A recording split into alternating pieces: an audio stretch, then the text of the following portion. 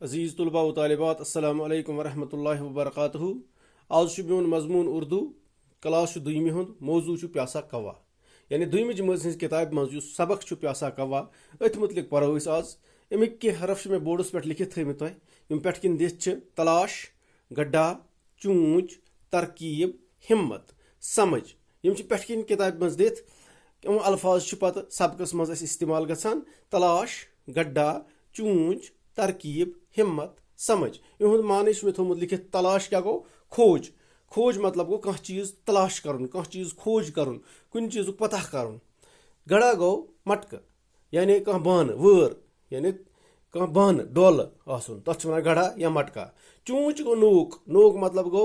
चूंच कस परिंद सज चूंच ये तमिस ब्रोह किन तमिस बुथ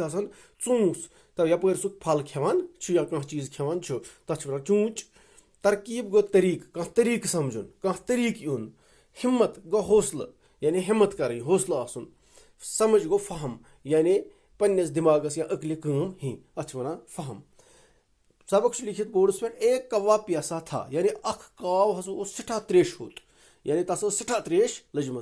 वो पानी की तलाश में निकला सह द्राव अक दह ये तमिस त्रेश लज सह द्राव त्रेश छान खतर पानी वन त्रेश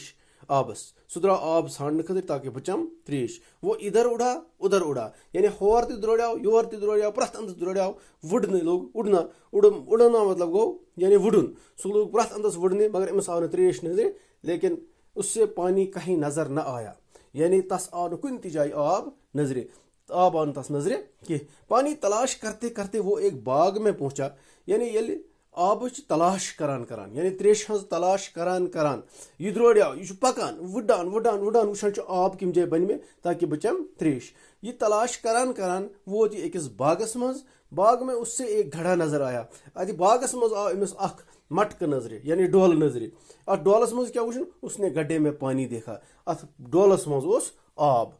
ये अत मज आब